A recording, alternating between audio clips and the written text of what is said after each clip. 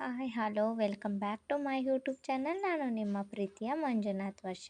ಇವತ್ತು ನಾನು ನಿಮಗೆ ತಿಳಿಸ್ಕೊಡ್ತಾ ಇದ್ದೀನಿ ನೋಡಿ, ನನ್ನ ಕೂದಲು ಎಷ್ಟು ಉದ್ದ ಇದೆ, ಅದಕ್ಕೆ ಏನು ಕಾರಣ ಅಂತ ನಾನು ನಿಮಗೆ ಈ ಸೀಕ್ರೆಟ್ನ ನಿಮ್ಮ ಮುಂದೆ ಇವತ್ತು ಇಡ್ತಾ ಇದ್ದೀನಿ. ನೋಡಿ ಎಷ್ಟು ಉದ್ದ ಇದೆ ನನ್ನ ಕೂದಲು, ಅದಕ್ಕೆ ಏನೇನು ಬೇಕು ನೋಡಿ. ಇಲ್ಲಿ ತಟ್ಟೆಲಿ ಇಟ್ಕೊಂಡಿದ್ದೀನಲ್ಲ, ಅದಷ್ಟನ್ನು ಮಾತ್ರನೇ ಯೂಸ್ ಮಾಡೋದು ನಾನು ಯಾವಾಗಲೂ ಅಷ್ಟೇ. ಅದಕ್ಕೋಸ್ಕರನೇ ನನ್ನ ಕೂದಲು ಇಷ್ಟೊಂದು ಕಪ್ಪಾಗಿರೋದು ಮತ್ತು ಇಷ್ಟು ಉದ್ದವಾಗಿರೋದು. ನೋಡಿ, ಇಷ್ಟೆಲ್ಲ ಇಂಗ್ರೀಡಿಯೆಂಟ್ಸ್ ಹಾಕಬೇಕು. ಅದಕ್ಕೋಸ್ಕರನೇ ನಾನು ಇವತ್ತು ನಿಮಗೂ ಕೂಡ ತಿಳಿಸೋಣ ಅಂತ. ಮತ್ತು ಯಾರೆಲ್ಲ ಡ್ಯಾಂಡ್ರಫ್ ಐತೆ ಮತ್ತು ಕೂದಲು ಉದುರುತ್ತೆ ಪದೇ ಪದೇ ಪದೇ ಯಾವಾಗ್ಲೂ ತಲೆ ಬಾಚ್ತಾ ಇದ್ದಾಗೆಲ್ಲ ಒಂದು ಇಷ್ಟಿಷ್ಟು ಕೂದಲು ಉದುರುತ್ತಾ ಇರುತ್ತಲ್ಲ, ಅದಕ್ಕೋಸ್ಕರ ಅಂತಲೇ ನಾನಿವತ್ತು ನಿಮಗೋಸ್ಕರ ಅಂತಲೇ ಈ ರೆಮಿಡಿನ ತಗೊಬಂದಿದ್ದೀನಿ. ನೋಡಿ, ನಿಮಗೂ ಕೂಡ ಸ್ವಲ್ಪ ಯೂಸ್ ಆಗಲಿ ಅಂತ ಈ ವಿಡಿಯೋನ ನಾನು ಮಾಡ್ತಾಯಿದ್ದೀನಿ.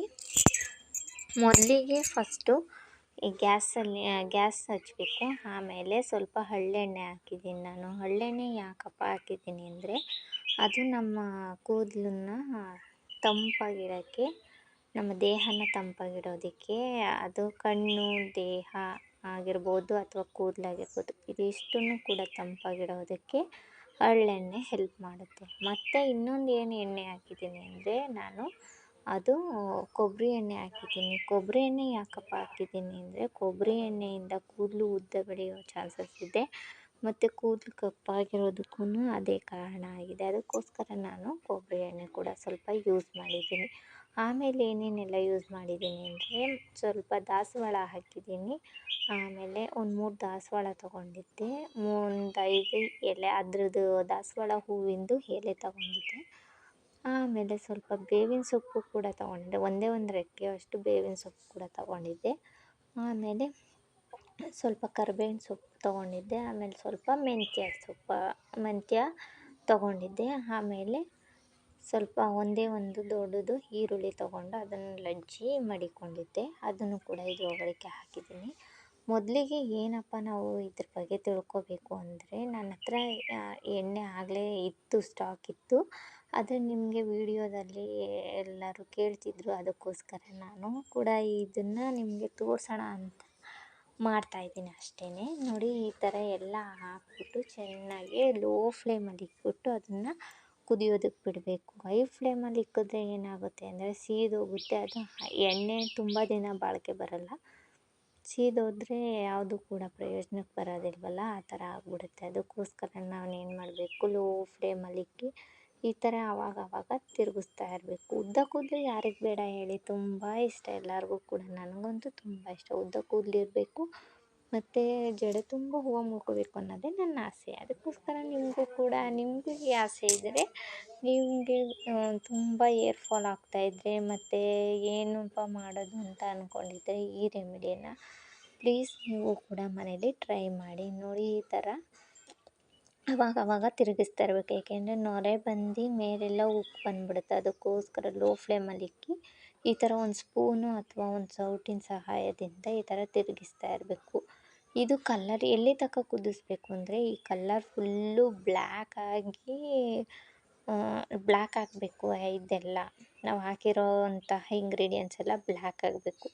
ಅಲ್ಲಿವರೆಗೂ ನಾವು ಚೆನ್ನಾಗಿ ಹಿಂಗೆ ಕೈ ಆಡ್ತಾನೆ ಇರಬೇಕು. ಕೈ ಏನಾದರೂ ಬಿಟ್ವಿ, ಕೈ ಆಡೋದನ್ನ ಅಂದರೆ ಅದು ನೊರೆ ಬಂದು ಉಪ್ಪು ಬಂದುಬಿಡುತ್ತೆ. ಅದಕ್ಕೋಸ್ಕರ ಅಲ್ಲೇ ಇದ್ದು ನೀಟಾಗಿ ಅದನ್ನು ತಿರುಗಿಸ್ತಾ ಇರಬೇಕು. ಹಾಗಾದರೆ ಮಾತ್ರ ನಮಗೆ ಎಣ್ಣೆ ಚೆನ್ನಾಗಿ ಬರೋದಕ್ಕೆ ಸಾಧ್ಯ. ಇಲ್ಲ ಅಂದರೆ ಎಣ್ಣೆ ಚೆನ್ನಾಗಿ ಬರೋದಿಲ್ಲ. ನೋಡಿ, ಈ ಥರ ಈಗ ಒಂದು ಸ್ವಲ್ಪ ಬಾಡಿದೆ ಆಲೆ. ನೋಡಿ, ಈ ಥರ ನೊರೆ ಬಂದುಬಿಡುತ್ತೆ. ನೊರೆ ಬರ್ತಾ ಅದು ಏನು ಮಾಡುತ್ತೆ, ಒಂದೊಂದು ಸರ್ತಿ ಉಪ್ಪು ಬಂದುಬಿಡುತ್ತೆ.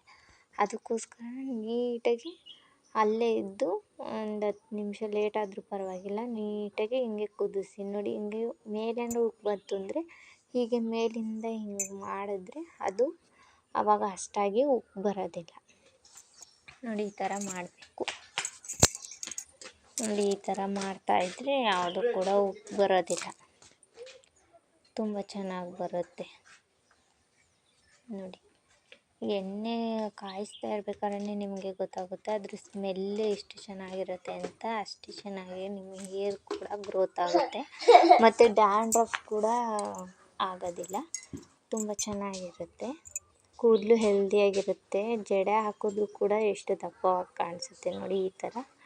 ನೋಡಿ ಇನ್ನೊಂದು ಸ್ವಲ್ಪ ಹೊತ್ತು ಕಾಯಿಸಿದ್ರೆ ಇದಾಯಿತು ನೋಡಿ. ನಾನು ಎಲ್ಲೂ ಐ ಫ್ಲೇಮ್ ಮಾಡೇ ಇಲ್ಲ, ನೀವೇ ನೋಡ್ಬೋದು ಗ್ಯಾಸ್ನ ಎಲ್ಲೂ ನಾನು ಐ ಫ್ಲೇಮ್ ಮಾಡೇ ಇಲ್ಲ. ಯಾವಾಗಲೂ ಲೋ ಫ್ಲೇಮಲ್ಲಿ ಇಟ್ಕೊಂಡೇ ನಾನು ಕುದಿಸ್ತಾ ಇದ್ದೀನಿ ನೋಡಿ. ಇದಾಗಿದೆ, ಈ ಥರ ಹೊಗೆ ಬರ್ತಾಯಿದ್ರೆ ಇದಾಗಿದೆ ಅಂತ. ನಾನು ಇದನ್ನು ಇವಾಗ ಶೋಧಿಸ್ಕೊಳ್ಳೋದಕ್ಕೆ ಒಂದು ಬಿಳೆ ಬಟ್ಟೆನ ತೊಗೊಂಡಿದ್ದೀನಿ. ಆ ಬಿಳೆ ಬಟ್ಟೆಗೆ ಒಂದು ಡಬ್ಬಕ್ಕೆ ಹಾಕಿ ಅದನ್ನು ಕಟ್ಟಿಟ್ಟಿದ್ದೀನಿ. ನೀವು ಗ್ಲಾಸ್ನಾದ್ರು ತೊಗೊಬೋದು, ಇಲ್ಲಾಂದರೆ ಪ್ಲಾಸ್ಟಿಕ್ ಬೇಕು ಅಂದರೆ ಪ್ಲಾಸ್ಟಿಕ್ ಯಾವುದಾದ್ರೂ ಕೂಡ ಉಪಯೋಗಿಸ್ಬೋದು. ಅದು ತಣ್ಣಗಾದ್ಮೇಲೆ ನೀವು ಅದನ್ನು ಹಾಕಬೇಕು. ಏನಾದ್ರು ಬಿಸಿ ಇರಬೇಕಾದ್ರೆ ಹಾಕಿದ್ರೆ ಪ್ಲಾಸ್ಟಿಕ್ ಎಲ್ಲ ಜಂಗೋಗುತ್ತೆ, ಅದಕ್ಕೋಸ್ಕರ ನೋಡಿ ಈ ಥರ ನಾನಿವಾಗ ಶೋಧಿಸ್ತಾ ಇದ್ದೀನಿ. ಆಮೇಲೆ ಆ ಬಟ್ಟೆಯಲ್ಲಿ ಇರೋದನ್ನು ಕೂಡ ನೀಟಾಗಿ ಹಿಂಡಬೇಕು. ಹಿಂಡಾದ್ಮೇಲೆ ಆ ಬಟ್ಟೆನ ಬಿಸಾಕಬಾರ್ದು, ಅದನ್ನು ಕೂಡ ಅದರ ಒಳಗಡೆ ಇರೋದನ್ನೆಲ್ಲ ತೆಗೆದುಬಿಟ್ಟು ಆ ಬಟ್ಟೆನ ಕೂಡ ಕೂದಲಿಗೆ ಅವಾಗೆ ಹಚ್ಕೊಂಡ್ರೆ ಆ ಎಣ್ಣೆನೂ ಕೂಡ ಸೇವ್ ಆಗುತ್ತೆ ನೋಡಿ. ಇಷ್ಟು ಎಣ್ಣೆ ಆಯಿತು ನನಗೆ. ಇವಾಗ ಹೆಂಗೆ ಹಚ್ಚೋದು ಅಂತ ತೋರಿಸ್ತಾ ಇದ್ದೀನಿ. ಫಸ್ಟು ಸುತ್ತ ಕಡೆಯಿಂದನೂ ಹಚ್ಕೋಬೇಕು.